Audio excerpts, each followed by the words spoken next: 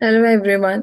I know कि आप लोगों के कमेंट्स, आप लोगों के मैसेजेस, आप लोगों के डीएम से मुझे ये रियलाइज हुआ है कि मैंने एक टॉपिक छोड़ दिया था प्राइस का। That was the importance and external and internal factors of pricing.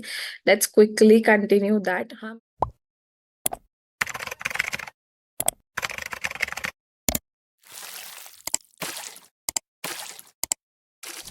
हाँ, मैं व्हाइट बोर्ड पे नहीं पढ़ा रही हूँ। ये वाला टॉपिक मुझे है ना बुक के टेक्स्ट से एक्सप्लेन करना पड़ेगा, क्योंकि उसकी लाइंस कुछ इंपॉर्टेंट है। That is a technical thing that you need to understand from the book lines itself. So quickly हम वो चीज को कवर कर लेते हैं। और आप ये भी देख सकते हैं कि मैंने बुक्स में है ना कुछ हाइलाइटर से अंडरलाइन किया हुआ है।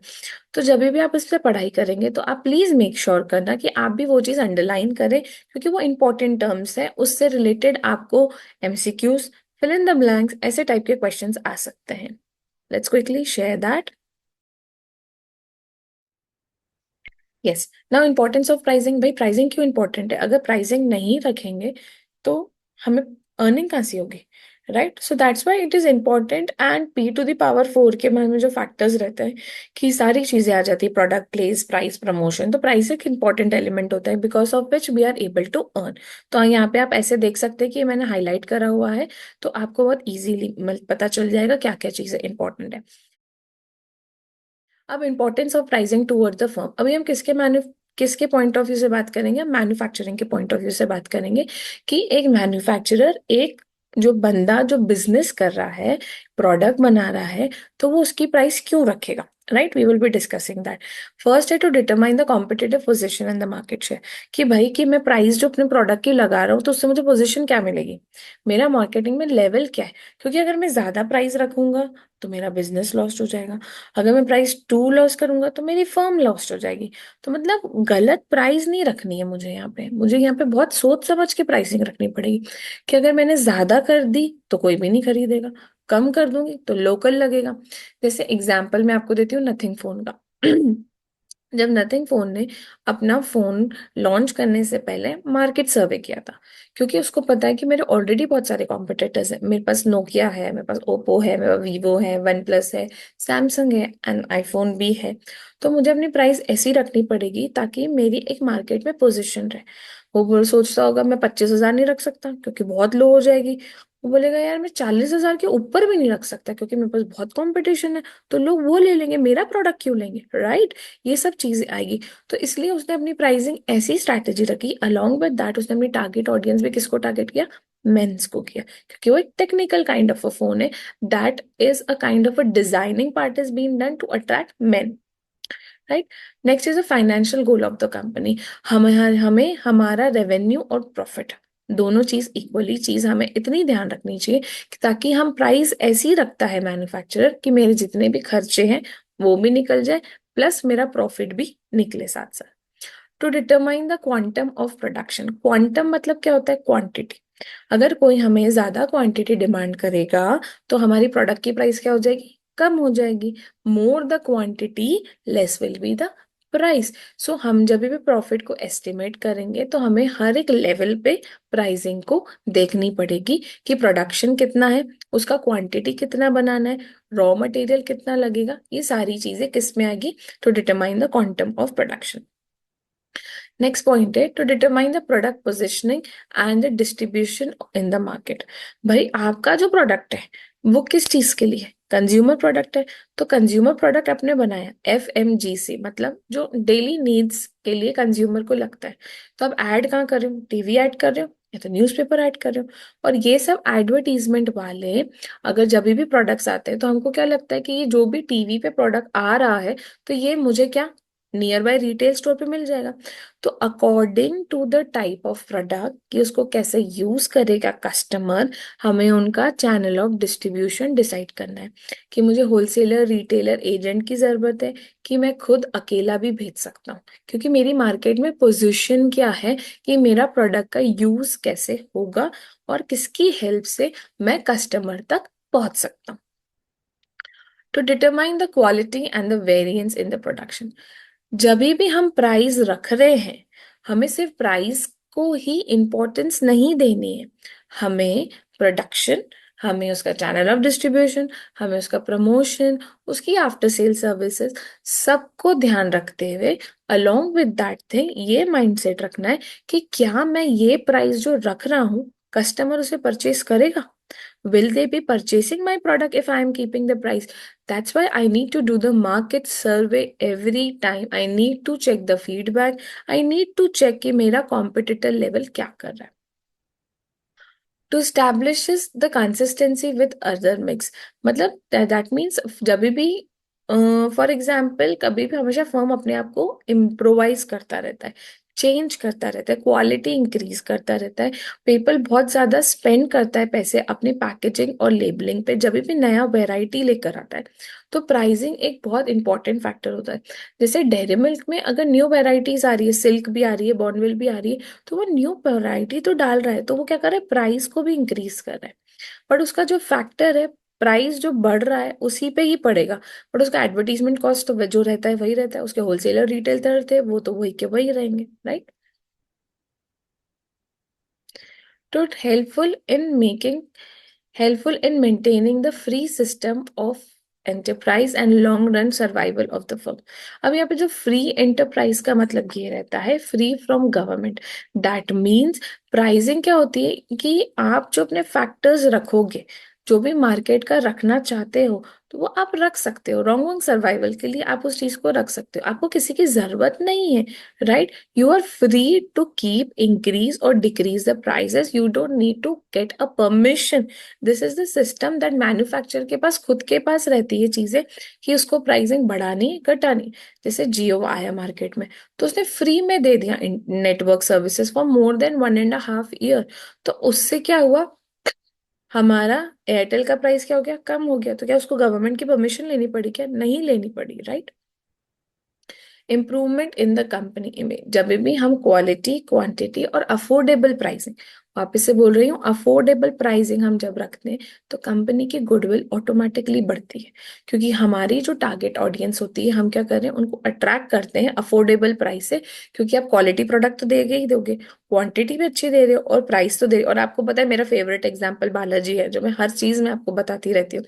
तो बालाजी भी यहाँ पे इक्वली हेल्पफुल रहता है. आई होप समझ में आया है आप लोगों को. और ये बहुत इजी है इसलिए, और इसकी बुक की लाइंस कुछ इंपॉर्टेंट है जो आपको दिखेगी इसे. अब important of pricing to consumer. भाई हमारे हिसाब से प्राइसिंग क्यों इंपॉर्टेंट है? भाई हम कमाते हैं, हम खर्चा भी करते हैं और हमें सारी चीजें देखनी पड़ती हैं. तो हमारे लिए प्राइस तो बहुत इंपॉर्टेंट है कि मैन्युफैक्चर क्या लगा के बेच रहा है मेरे को, राइट. तो हम क्या करेंगे, फर्स्ट है हेल्पफुल इन डिसीजन मेकिंग. हमें क्या रहते हैं, different different price of products से हमें हेल्पफुल रहती है कि भाई मेरे बजट के हिसाब से मुझे क्या फिट पड़ रहा है. फॉर एग्जाम्पल मुझे टीवी लेनी है, तो मैं टेलीविजन लेने गई, मुझे पता है कि मुझे ये पर्टिकुलर साइज की और ये पर्टिकुलर इंच की चाहिए. अब मेरा बजट है भाई 20,000 रुपये. तो भाई मैं अगर टेक्निकल स्टोर्स पे जाता हूँ, लेने जाती हूँ, तो मुझे वेराइटीज दिखेगी, ऑप्शंस दिखेंगे, डिजाइन दिखेगा. तो वो सारी चीजें मुझे क्या करेगी, डिसीजन लेने में हेल्प करेगी. जिससे मुझे क्या होगा, सेटिस्फैक्शन मिलेगा कि मेरे बजट के हिसाब से मेरे को क्या मिल गई, मेरे को टेलीविजन लेनी थी. So that I am getting that television with the varieties of option along with it's a smart TV which will be फुलिंग my needs and wants and I am satisfied with that. Helpful in purchasing power and the standard of living of the people. मतलब जो लोगों की budget रहता है उसमें ही marketer के fulfil करने की कोशिश करता है कि उनका परचेसिंग पावर बढ़े, कि कस्टमर जेनेरिक प्रोडक्ट से स्टैंडर्डाइज प्रोडक्ट या ब्रांडेड प्रोडक्ट को परचेज कर सके. फॉर एग्जाम्पल जेनेरिक शुगर मिलती थी, बट मार्केट में क्या गई, मधुर शुगर. तो इंसान 2-3 रुपए खर्च करने में नहीं हिचकिचाएगा. They will be trying to purchase the standardized product. Enhancement of social welfare. That means if the quality products are available at a good price, which is being affordable, through which you are increasing the welfare for the community so that they are able to earn the money. Along with that जो उनकी income है उसके हिसाब से आप उनको products भी supply कर रहे हैं. बिकॉज सबसे बड़ा मार्केट किसका है, मिडिल इनकम ग्रुप का, जिसको हमें टारगेट करना है. I hope this topic was clear. इसके शॉर्ट कीज वगैरह मैंने ऑलरेडी माइंड मैप्स में दे दिए। आप जब भी एग्जाम का प्रिपेयर करो, ये सारा वीडियोस देखो, और एंड टाइम पे आपको सारे माइंड मैप्स देखने हैं जो ऑलरेडी शॉर्ट्स के फॉर्म में मैंने अपलोड कर दिए थे। ये एमसीक्यूज जो भी रहते हैं बुक के पीछे हमेशा करने चाहिए, ट्रू फॉल्स जो रहते हैं हमेशा करने चाहिए, क्योंकि सीबीएसई का हमेशा क्वेश्चंस आ जाता है। और एक और चीज मुझे बतानी थी, रिसेंटली सैम्पल पेपर आने वाला है, तो जैसे ही सैम्पल पेपर आएगा मैं सैम्पल पेपर को पूरा डिस्कस करने वाली हूँ। वो भी आपको इस पर्टिकुलर रिकॉर्डेड फॉर्म में आएगा, क्योंकि आई will be showing you the sample paper and I will be discussing about the sample paper के क्वेश्चंस को कैसे आंसर करना है। और अलोंग विद दैट मैंने ये भी सोच के रखा है आप लोगों के लिए, जैसे ये मैंने आपको बुक की शेयर करी कि जो जो इंपॉर्टेंस लाइन है, ये हर एक चैप्टर की मैं शेयर करने वाली हूँ सून। तो वो भी आप प्लीज अपनी अपनी एनसीईआरटी मतलब जो स्टडी मटेरियल हमको सीबीएसई ने प्रोवाइड किया, हम उस पे फोकस करें, क्योंकि सीबीएसई एक ही बुक निकालता है, वो उसके ऊपर ही फोकस रखता है, और वो हमारे लिए क्या है, वो बाइबल है। सो प्लीज मेक श्योर कि आप यही बुक से ही पढ़ें। और हाँ, मैं अपनी बुक लाने वाली हूँ, तो मेरी बुक कंटेंट वाइज बिल्कुल भी नहीं होगी। मेरी बुक की छोटी सी ग्लिम्स में आपको ये बता सकती हूँ, हर चैप्टर वाइज आपको एमसीक्यूज क्वेश्चंस मिलेंगे, kind of a reference book which will be for question and answers. Factors affecting pricing, भाई ऐसे क्या क्या रीजंस होते हैं जिसके कारण प्राइस चेंज हो जाती है, डिफरेंस आ जाता है। तो कुछ फैक्टर्स क्या होता है, इंटरनल होते हैं जो विद इन द ऑर्गेनाइजेशन में फर्क आते हैं, और कुछ फैक्टर्स ऐसे होते हैं जो एक्सटर्नल रहते हैं जिसमें हमारा कंट्रोल नहीं होता है। वो पूरा मार्केटिंग कंडीशंस या मार्केट कंडीशन के हिसाब से डिपेंड रहता है। सो ये डायग्राम देख लीजिए, दैट मीन्स अंदर जो डार्क में आपको सर्कल दिख रहा है वो इंटरनल है, जो आउटकर्ट्स वाला सर्कल है that is the external. Over here somewhere we have a control, but over the beyond we don't have any control because that is being done by the marketing factors, right. Internal factor, अब ये lines important है, आपको दिखती ही जाएगी कि जो मैंने already highlight करके रखी है। अब पहला आता है ऑब्जेक्टिव ऑफ फर्म। जैसे अगर एक मीटिंग चल रही है सारे बोर्ड ऑफ डायरेक्टर की, एक बोलता है कि यार नहीं मार्केटिंग पे पैसा ज्यादा लगा है, एक बोलता है नहीं यार फाइनेंस को भी देखना पड़ेगा, एक बोलता है कि नहीं यार प्रोडक्ट की पैकेजिंग वगैरह को भी देखनी पड़ेगी, एक बोलता है कि नहीं यार प्राइस इस बार ज्यादा कर लो ताकि प्रॉफिट आ जाएगा। तो अगर हर कोई डिफरेंट ऑब्जेक्टिव से बात करेगा तो क्या कंपनी प्रॉफिट अर्न कर पाएगी? बिल्कुल भी नहीं कर पाएगी। So there should be always a one objective for the firm so that they all can work in a uniformity, साथ साथ काम कर सकते, अलोंग विद दैट सबका कॉमन गोल हो। अल्टीमेटली गोल तो क्या रहता है, पैसा कमाना, प्रॉफिट अर्न करना, कंपनी की ग्रोथ करना, सब उसके हिसाब से सोच रहे हैं। Finance department, HR department, marketing वाला भी वही सोच रहा है कि भाई कंपनी को ग्रोथ कैसे मिले। But the thing is that there should be always one goal, कि प्राइसिंग कैसी चलेगी, मार्केटिंग फैक्टर कैसा रहेगा, प्रमोशनल एक्टिविटी पे कैसे करेंगे, फाइनेंस को कैसे साथ में रख सके। Role of top level management, ultimately who is having the decision power? Obviously the decision will be in the hand of top level management. आप इतनी सारी रिसर्च वर्क करके आओगे प्राइस कम रखनी है ज्यादा रखनी है, but ultimately about the future sales, about the future plans, about the future profit, who will be taking the decision? The role of top level management. तो उससे प्राइसिंग का जो भी डिसीजन ले रहा है। अच्छा एक और बात, जब भी मैं समझाती हूँ, अब ये जैसे जो मैं समझा रही हूँ इंटरनल फैक्टर, आप जब आंसर लिखोगे तो वो किसके पॉइंट ऑफ व्यू से लिखोगे? अभी के लिए मैन्युफैक्चरर, क्योंकि हम इंटरनली बात कर रहे हैं ना, राइट। तो यहाँ पे डिसीजन पावर किसके पास है? मैन्युफैक्चरिंग के पास है, right. Cost of production, cost of production directly relate करता है भाई प्राइस से, इसका डायरेक्ट रिलेशन है। भाई cost of manufacturing, labour charges बढ़ रहा है, टेक्निकल चीजें बढ़ रही है, ये इलेक्ट्रिक यूनिट बढ़ रही है। तो अगर कॉस्ट ऑफ प्रोडक्शन बढ़ेगा तो ultimately price of the product will be get increase. Product differentiation, अगर मैं अपने प्रोडक्ट में more and more features add करती जाऊंगी, फॉर एग्जाम्पल सिल्क आई, रेड वेलवेट मार्केट में बहुत चल रहा था तो Dairy Milk Silk and red velvet आ गई। ओरियो वॉज फेमस तो ओरियो भी आ गई। फिर कॉफी के फ्लेवर्स बहुत ज्यादा फेमस हो गए, मौका हो गया तो वो भी आ गया। Then we have a bubbly. तो हर एक एड ऑन के साथ प्रोडक्ट की प्राइस भी क्या हुई, बढ़ती जा रही थी। So that is making the product differentiation so that the customers need to pay high amount of money. और हम पे भी करते हैं क्योंकि हमें सब नया नया चाहिए ना, हम बोर हो जाते हैं। राइट। मार्केटिंग मिक्स, तो प्राइस एक ओनली इंपॉर्टेंट फैक्टर नहीं है, हमें सारे फैक्टर्स को इक्वली इंपॉर्टेंस देनी चाहिए, that is a duty of a manufacturer. Size of the organisation, अगर साइज बिग है, कंपनी की साइज बिग है तो क्वांटिटी बहुत बढ़ेगी, क्वांटिटी बढ़ गई तो प्राइस ऑफ द प्रोडक्ट क्या हो जाएगा, कम हो जाएगा। स्मॉल ऑर्गेनाइजेशन है, क्वांटिटी कम बनती रहेगी तो प्राइस ऑफ द प्रोडक्ट क्या हो जाएगी, ज्यादा हो जाएगी। Location play a very important role. Company क्या करती है, लोकेशन के हिसाब से सिटी में वो आधे लीटर 1 लीटर की शैम्पू की बोतल बेच सकता है, बट जो स्मॉल टाउन है वहां पे सैशे चलते हैं। तो according to the location factor also, तो कंपनी को क्या करना पड़ता है, इक्वली ध्यान रहना पड़ता है। Nature of goods, if it is a necessity good, consumer goods है तो प्रोडक्ट की प्राइस कैसे होगी, नॉमिनल होगी ताकि सबको अफोर्ड कर पाए। बट अगर लग्जरी प्रोडक्ट है तो price of the product will also get increase because we are giving a quality product. Promotional programmes, that means advertisement play a huge huge role. आजकल लोग 25 से लेकर 70% पैसा एडवर्टीजमेंट में लगा रहे हैं। भाई जो दिखता है वही बिकता है ना, तो उसके लिए मार्केटिंग तो करनी पड़ेगी, और हम पढ़ भी तो वही सब्जेक्ट रहे, because we need to learn marketing. Exactly, तो प्रमोशनल प्रोग्राम पे तो प्राइस तो आपको हर जगह देखना पड़ेगा, फाइनेंशियली फाइनेंशियली और प्रमोटली आप कैसे उसको पे कर रहे हैं और कैसे आप अपने मनी को स्पेंड कर रहे हैं, सो that the product will be having a high price, because हमको तो एक्सपेंसेस निकालने पड़ेंगे ना, राइट। अब एक्सटर्नल फैक्टर, एक्सटर्नल फैक्टर्स जो रहते हैं जो बियॉन्ड आर कंट्रोल रहते हैं, जब भी मार्केट में चेंजेस आते हैं तो उससे प्राइस ऑफ द प्रोडक्ट में डिफरेंस आ जाता है। छोटा सा एग्जांपल देना चाहती हूँ, जैसे कि फॉर एग्जांपल कोविड आ गया, उसमें बहुत लोगों की डेथ भी हो गई, राइट। सो बट उसके कारण क्या हो गया, लोगों को आदत हो गई है ऑनलाइन मार्केट की, वो भी खराब चीज हो गई क्योंकि रिटेल मार्केट बिगड़ता जा रहा है। पर एक छोटा सा मास्क जो 10 पैसे का भी नहीं था, उसकी डिमांड इतनी थी। पहला पॉइंट है demand. So the demand was so much that from a 10 paisa it went to 10 rupees. So that means according to the demand factor, the prices is getting it different, increasing in decreasing because there was a shortage.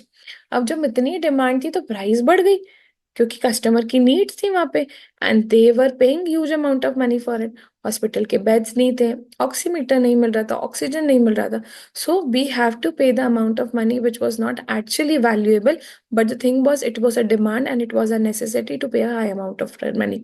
तो उस जगह पे price of the product क्या हो गई, बढ़ गई। Buyer behaviour, कि भाई दैट मीन्स अगर कस्टमर को पता है वो परचेस करेगा ही करेगा, उसके बिना नहीं है सर्वाइवल। पेट्रोल बढ़ाते जाओ, बढ़ाती जा रही गवर्नमेंट, परचेस कर रहे हैं, सर्विस ले रहे हैं, बिना पेट्रोल की गाड़ी नहीं चल रही। हाँ, ई बाइक आ रही है, ई स्कूटर आ रहे हैं, बट टाइम लगेगा उसको ओवरऑल चेंज करने में, but then too we are preferring a petrol and a diesel, but the prices are increasing because of the huge exports or the government interventions that we are seeing it in the market. So the thing is that we are paying a high amount of money. Competition plays a crucial role, उसके कारण price बहुत increase और decrease होती है। जैसे मेरे को आपको पता है कि मोबाइल फोन की प्राइसेस हो गई, सैमसंग और एप्पल को देख लो या जियो और एयरटेल को देख लो, जो सामने वाला कॉम्पिटिटर कर रहा है उसको कॉम्पीट करने के लिए कुछ ना कुछ तो चेंजेस लाना पड़ता है। Raw material and input supply, अगर रॉ मटेरियल की प्राइस बढ़ रही है तो अल्टीमेटली प्रोडक्ट की प्राइस भी बढ़ रही है। भाई एक टाइम पे टमाटर 200 रुपए किलो चले गए थे, तो उससे मैकडोनल्ड्स के बर्गर में जो बेसिक आलू टिक्की है, उन्होंने टमाटर डालना बंद कर दिया।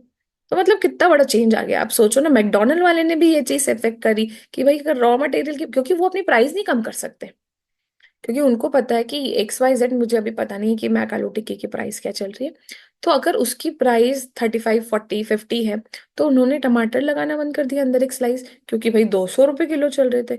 तो भाई अगर रॉ मटेरियल की प्राइस बढ़ रही है या कम हो रही है तो हमारी फाइनल प्रोडक्ट की प्राइस भी क्या होगी, चेंज होगी।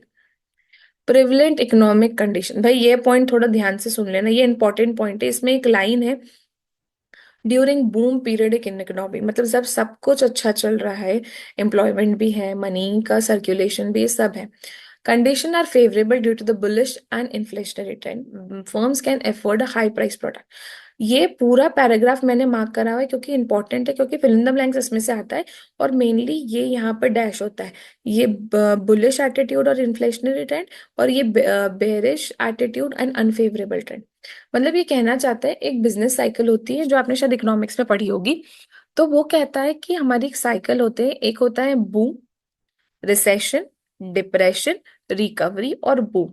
तो जब बूम पीरियड है, जब सब कुछ अच्छा होता है, लोगों के पास जॉब होती है, तो हम क्या होते हैं, फेवरेबल होता है कस्टमर की, वो महंगी चीज खरीद सकता है।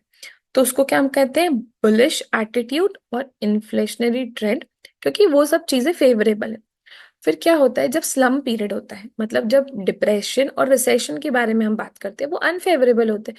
जो एक्चुअल साइकिल अभी चल रही है, क्योंकि हम अभी रिसेशन में, तो यहाँ पे क्या होती है हमारी, जो प्राइस ऑफ द प्रोडक्ट में क्या होता है, क्योंकि मार्केट के पास पैसा ही नहीं है, कस्टमर के पास पैसा ही नहीं है, तो वो लोग क्या करते हैं, लोअर प्राइस को प्रोडक्ट्स को क्या करते हैं, क्लियर करते जाते हैं, वो ही परचेज कर पाते हैं। हाई प्राइस ऑफ प्रोडक्ट को वो नहीं परचेज कर पाते, क्योंकि वो अपनी बेसिक नेसेसिटी को ही फुलफिल करेंगे।